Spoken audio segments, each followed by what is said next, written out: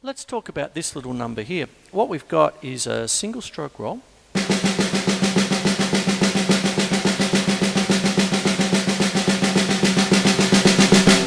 I'm not playing too hard. I'm not whacking it. I'm just using, the best technique I've got.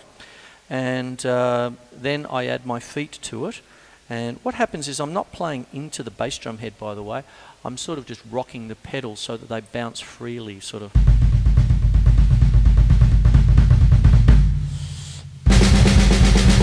Put them together.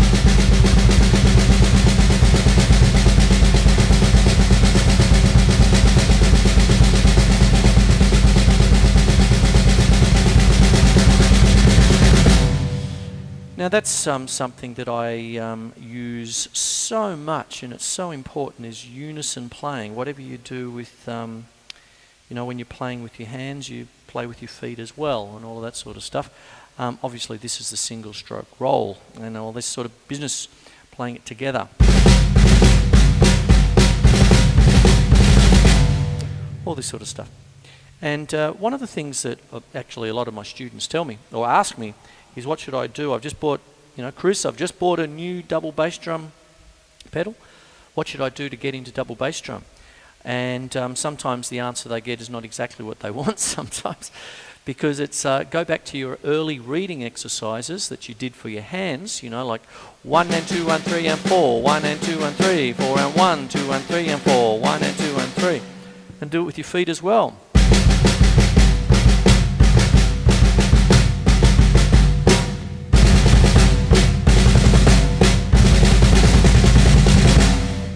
It's fun to me. Anyway, but let's get to this single stroke roll.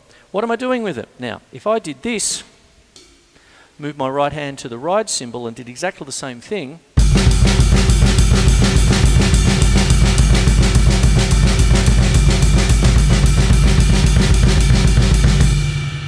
I am now playing what is generally known as a blast beat, okay? Used for heavy metal and the very quick business that you hear a lot. Now, if you build that up so that you're playing, say, semiquavers like...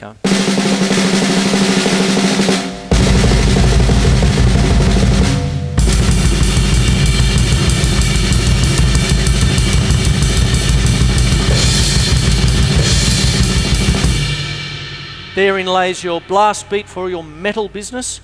And what's actually happening is the way in which you frame it, okay, determines the kind of beat you're going to get. Now I'm going to give you a little bit of an exercise here, and what I'm going to do is I'm actually going to go to some mallets so you can sort of hear me a little bit better, and take the snares off a bit. And I'm only doing this just so you can hear me talk it through. Now I'm going to do the same thing.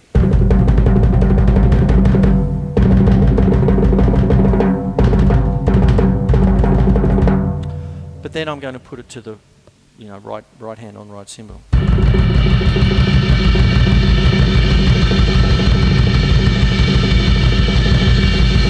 Now all I'm doing there is 1E and a 2E and a 3E and a 4E and a 1. I might just do that. 1E and a 2E and a 3E and a 4E and a 1E and a 2E and a 3E and a 4E and a 1E and a 2E and a 3E and a 4E and a 1E and a 2E, 4E and a 1.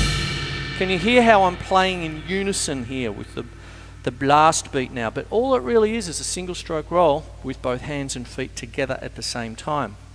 Now what happens is that if I decide to accent certain parts, it becomes different things. Now if I decide to go to triplets, so it's 1, 2, 3, 1, 2, 3, 1, 2, 3, 1, 2, 3, and we count triplets as 1 and a 2 and a 3 and a 4 and a. Triplets are a group of 3 notes played in the time it takes to play 2 of the same kind. There you go. So what happens is you have this. Actually, I'll tell you what I'll do. I've changed my mind. Midstream, mid-TV show, I'm going back to sticks. I'll show you what I mean. So what you have is triplets. So it's 1 and a 2 and a 3 and a 4 and a 1 and a 2 and a 3 and a 4 and a 1. Build that up.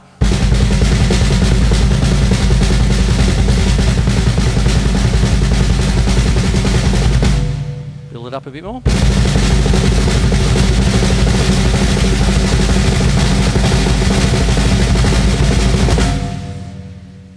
right right here. And what I'm going to do is this. 1 and a 2 and a 3 and a 4 and a 1 and a 2 and a 3 and a 4 and a... I'm going to accent the 2 and the 4. Let me take you through it.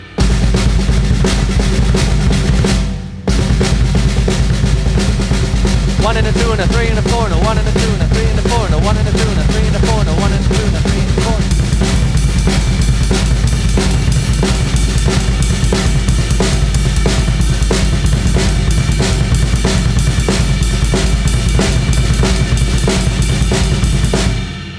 We now have what's loosely called a rolling shuffle, okay?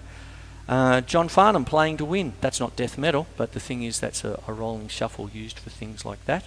And if you know that old tune, all that sort of business. And when you get some of the Irish rock music that are based on some of the Irish jigs and stuff, you know, like the New Dubliners and things like that, where they've got a pretty punky kind of edge to them sometimes and all of this sort of stuff. What happens, this is the New Dubliners I'm talking about, not the old Dubliners, which are sort of living legends, the New Dubliners. And what happens is that you've got other bands like Flogging Molly and stuff like that, I suppose. They're big Irish punk bands, if you want to think of it, but they take their traditional songs and they really, because these songs are in 6/8 and have, you know, feelings of 1 2 3 4 5 6 1 2 3 4 5 6 da da da da da da da da da da da. This kind of work fits in quite nicely, sort of thing, when you want to get a bit loud and raucous, sort of after 4 pints of Guinness kind of rauc. That's a joke. Sorry about that.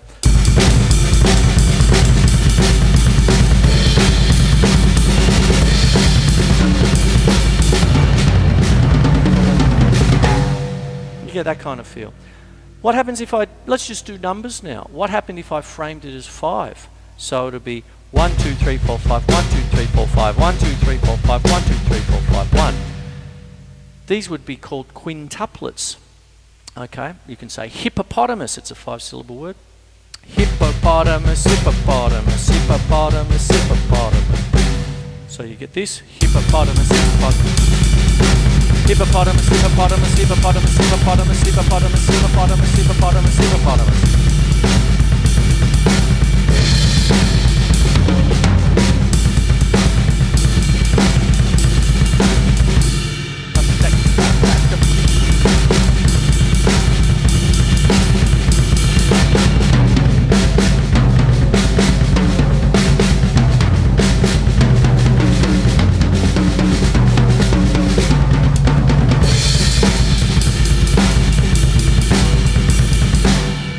That's how that works. Now what I've done with tonight's show is I've done quite a few different little tidbits.